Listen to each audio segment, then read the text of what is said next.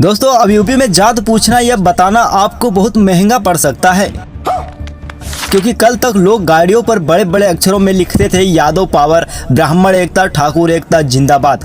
अब अगर ऐसा किया तो गाड़ी जाएगी सीधा थाने और मालिक जाएगा ठंडे पानी से नहाने। समझ रहे हो आप? समझ रहे हो? जी हाँ, योगी सरकार ने यूपी में नया फरमान ठोक दिया है, जहां जात का महिमा मंडन बंद करना पड़ेगा, वरना बैंड बाजा बज सकता है आपका। दोस्तों इलाहाबाद हाई कोर्ट ने साफ कह दिया है 2047 तक इंडिया को सुपर पावर बनाना है तो सबसे पहले जातिवाद का झंडा उतारना पड़ेगा। अब कोर्ट ने बोला तो योगी ने भी तुरंत इसे कह दिया कि हुक्म का पालन तो करना ही पड़ेगा। और फिर आया सीएम योगी का तगड़ा आदेश।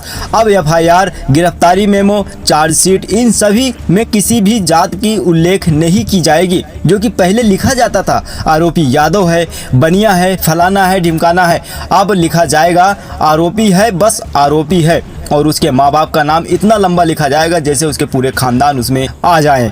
खैर सोशल मीडिया पर जात का शो ऑफ करना भी पड़ेगा आपको भारी। अगर किसी ने लिखा कि मैं ठाकुर हूँ, मैं दबंग यादव हूँ, तो उसका भी काफ़ी नुकसान पहुँच सकता है। मतलब अब जो ये करेगा फेसबुक पर जात पात का खेला खेलेगा तो लाइक कमेंट की जगह उसके पास जाएगी एफआईआर की कॉपी। मजा आया?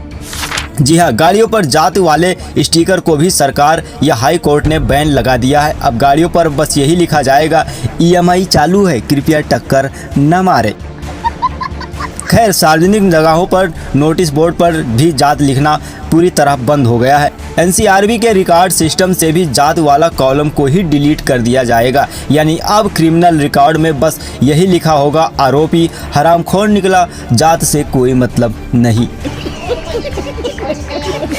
खैर जज साहब ने यह भी बोला है कि संविधान के प्रति निष्ठा ही असली राष्ट्र सेवा है। दोस्तों यूपी सरकार का ये फैसला वाकई में ऐतिहासिक है। वैसे सबसे ज़्यादा इस समय नुकसान होगा इस जातिवाद को लेकर तो कुछ चंद मुन नेताओं को नुकसान होने वाला है, क्योंकि वो इसी का फ़ायदा उठाकर राजनीति करते थे। अब उनका दुकान बंद करने की कगार पर है। और उन नेताओं में से कुछ लोग ये हैं, इनकी तस्वीरें आप साफ साफ फोटो पर देख सकते हैं, जो संविधान को लेकर चलते तो थे लेकिन संविधान को कभी फॉलो नहीं करते थे। लेकिन ये तो बहुत ही अच्छा हुआ जो कि करना चाहिए था सरकार को, कि जातिवाद को ख़त्म करना चाहिए था, जो कि बहुत दिन पहले ही हो जाना चाहिए था। अब जाकर हाई कोर्ट ने अगर ये फैसला लिया है तो इस फैसले को पूरे देश में लागू होना चाहिए। मेरी तो यही पर्सनली राय है कि इस चीज़ को पूरे देश में लागू करना चाहिए। कोई भी जाति का हो, कोई भी वर्ग का हो, उसको सिर्फ एक नज़रिए से देखा जाए, सिर्फ हिंदू, या फिर अगर मुस्लिम हो तो एक नज़रिए से देखा जाए, सिर्फ मुस्लिम। मिलते हैं अगली किसी नई वीडियो के साथ। Thank you for watching. जय हिंद, जय भारत, वंदे मातरम।